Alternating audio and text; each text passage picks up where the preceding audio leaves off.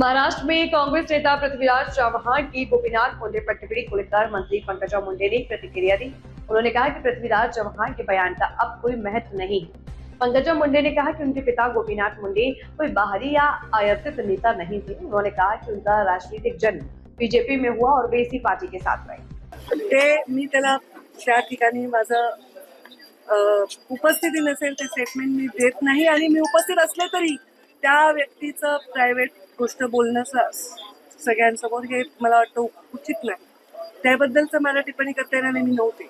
पण मला जे माझे वडील कळले ते या कमळातच जन्मले आणि कमळातच ते विसावलेले आहेत आणि हे त्यांची पूर्ण जी जर्नी आहे ती जर्नी आहे. आता राजकारणामध्ये आजच्या परिस्थितीमध्ये अजूनही त्यांचं नाव लोक घेतात. कोणत्याही अर्थाने मी नाही म्हणत की पृथ्वीराज बाबांनी अनादराने घेतलंय, आदरानेच घेतलं असेल. आता माझ्याही विषयी परवा वडवट्टीवारांनी टिप्पणी केली, ते पण अनादर करत नाही.